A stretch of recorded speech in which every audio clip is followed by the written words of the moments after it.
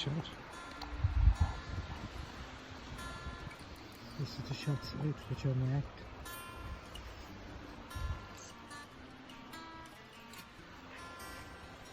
Everything looks to be in order. Good sign. Always amazes me how these deer manage to stay going. And of course, at this distance,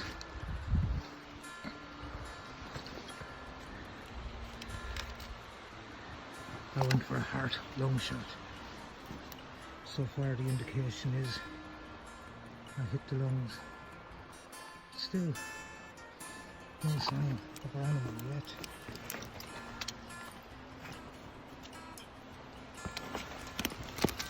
But I'm optimistic he'll be found relatively soon.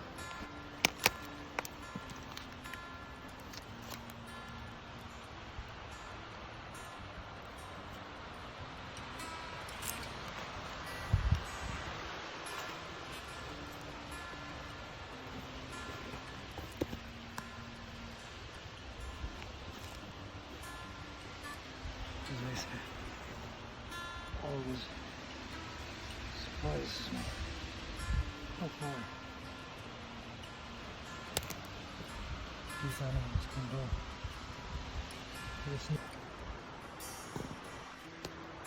At this point, I need to find some blood.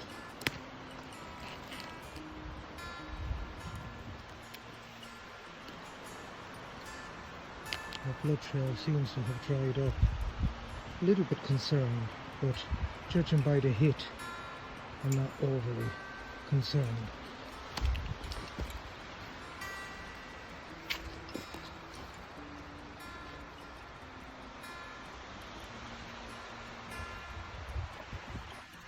There we have it.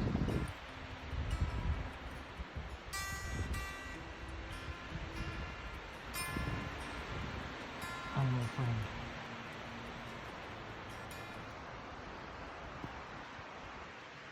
I've just located an animal after blood tracking it, and I'm going to go through approach and proper procedure in approach and checking the animal. So there we have the animal, quite a large Sika hound, taken with a lung shot. So the first thing we do is we make sure the animal is dead. So we approach it with caution and touch its eye. Absolutely no reaction. We can see our shot clearly center of the lungs. So now I'm going to go through the proper procedure. So the first thing I have to say is I was observing this animal with a group and checking that it behaved normally and was acting normally. They hadn't a clue I was there.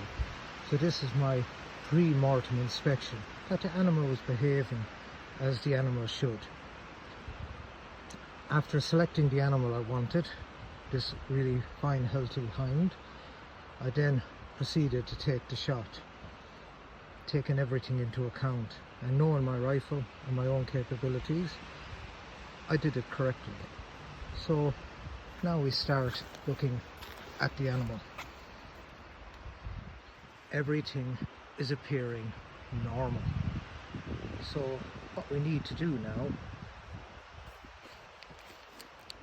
is just check it for any lumps, bumps, breaks, or anything that's abnormal.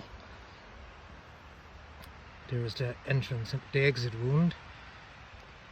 And there we have, everything appears normal.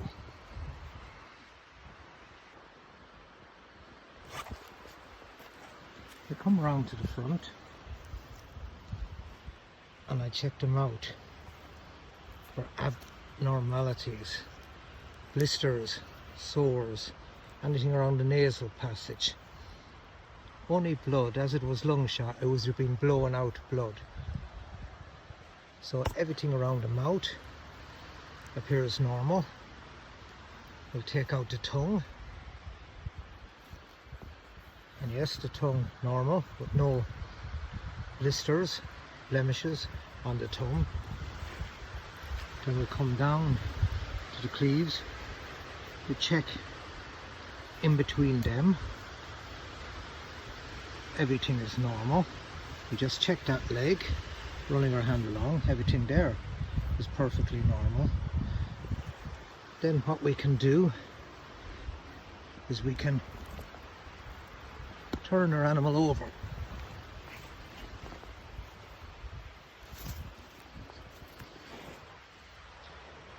Please excuse the filming as I'm on my own. So we'll just check the other side for any bumps or any indication of abscesses or abnormalities or breaks. Overall, I can safely say from the pre-mortem inspection that this animal appeared to be very healthy and in good order. So I'm happy at this point to proceed with the Grolloch. Inspection, which was checking the animal's behaviour and the way it moved to make sure everything was okay and normal. So after I selected the animal I wished to take, we went into the post-mortem inspection, and I've gone through the visual inspection of the carcass. We checked the cleaves, we checked the tongue, we checked the nose, and we did an overall check of the deer's carcass for any lumps, bumps or abscesses that might appear. So we've done all that. Then we move on to the Grolloch.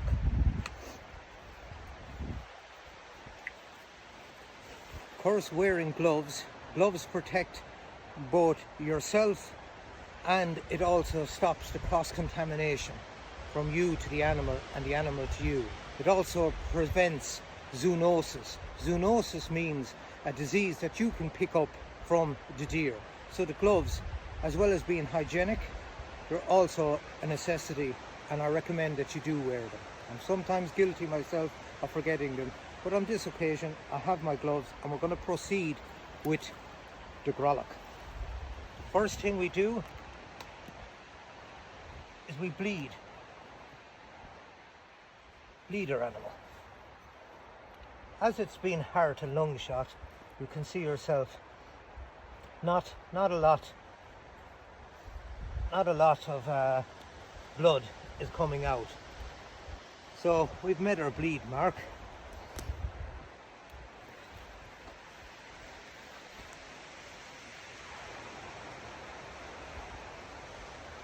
We can open up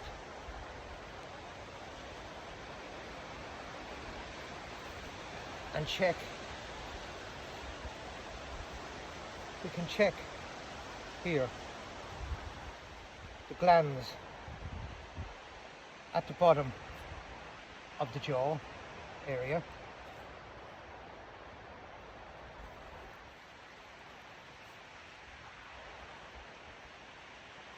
There they are there. The submaxillaries.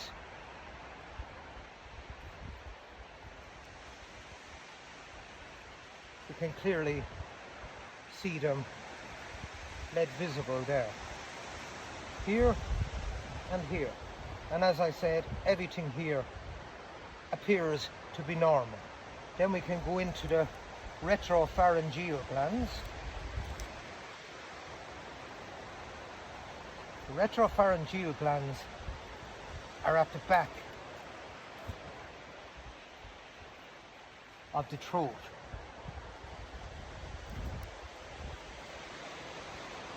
I can see them. Unfortunately, I've no one filming with me today.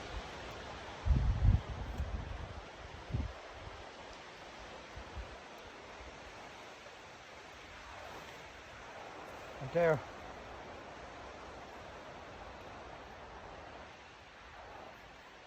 there we have the retropharyngeal glands here at the back of the throat, and everything appears to be normal. So now I'll proceed with the Grolloch. I've just checked that area just to show you. Submaxillary retropharyngeal glands. So that's how you'd expose them, and that's how you check them. Opening up the jaw there.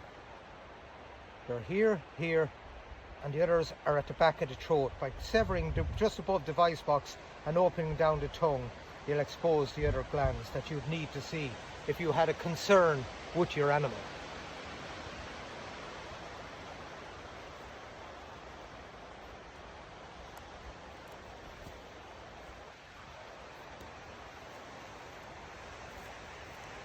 Next, we get the animal into a position where we can Grolloch it.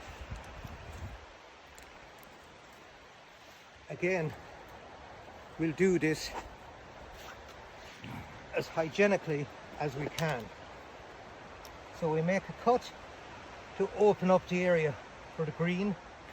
This knife is very good because it goes inside and cuts up. By cutting up, it reduces the amount of hair falling back inside our carcass.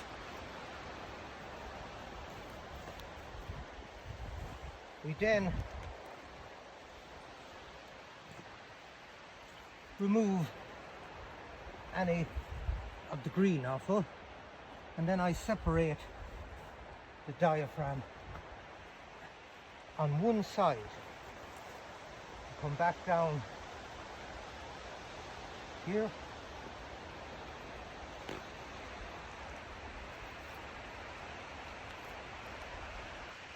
And I put those two, separate those two, cut the food pipe, give it a scrape, and tie it off. That will prevent any green going inside our carcass, any spillage of green going inside our carcass, contaminating it. So then we reach just below there and we pull,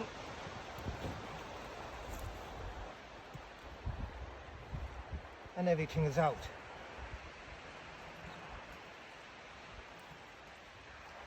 Then we safely pull back all the green, severing the last bit of the diaphragm on the opposite side, and then we cut the back passage, and any feces that might be inside it, we squeeze them out. We squeeze them out and we knock that off. I'm not going to remove the bung here, as getting it out of this area would cause contamination if I opened up all that, so I'm not going to remove that. You reach inside then, and at this,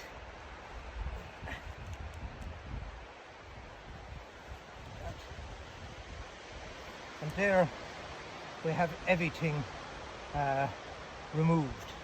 As I said, I'm not going to remove the bung at this point for the simple reason I have to drag it out of this area.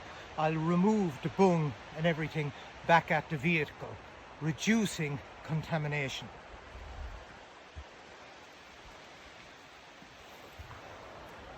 Now, we'll have a look at the internal organs. Firstly, we look at the small intestines and we'll check them for abnormalities.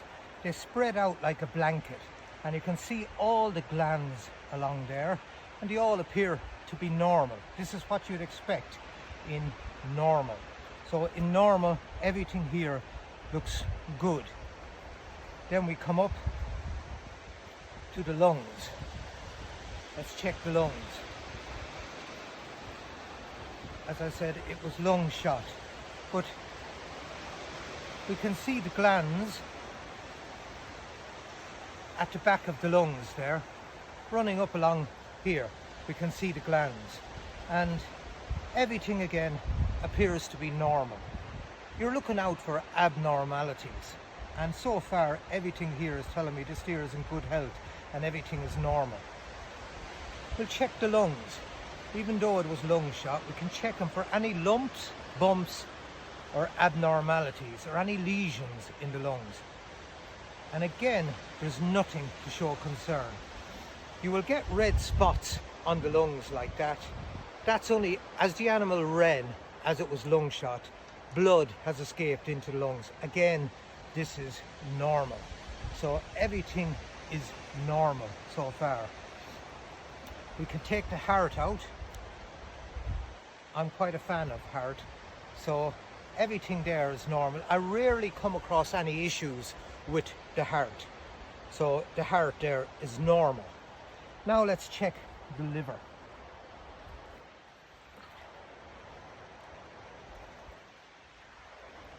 The proper colouring with no white marks. This is indicating to me that this liver is normal and would be fit for consumption, and the gland at the back is normal size, and everything again appears to be normal, and that's what we want. We're looking at normal here.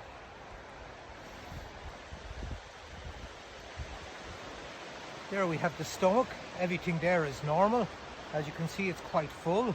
There we have the spleen. The spleen is normal. So I've gone through all the routine check, and there's nothing at this point to give me any reason for concern. If I have a concern, I'd go into further checks. But at this point, we can see the animal from the pre-mortem inspection was acting and behaving correctly, with no limping and doing what Sika deer do, normal behaviour. Post-mortem inspection, we checked for any lump, bumps and abrasions. Everything appeared to be normal, with nothing to indicate injury, abscesses or abnormalities. Then we went to the Grolloch and we checked the glands up around the head. We checked the retropharyngeal, the submaxillary glands. All those were checked and they all proved to be normal, with no indication of disease or concerns. Then we moved on to the intestines. We checked them. Again, normal. So I'm happy to say, in my opinion, that this deer is safe to enter the food chain and is safe for human consumption after this inspection. I will take the bung out later on when I get back to the vehicle, reducing the risk of contamination inside the carcass, bits of debris and that. The idea behind it is food hygiene. At the end of the day, this is food and should be treated accordingly.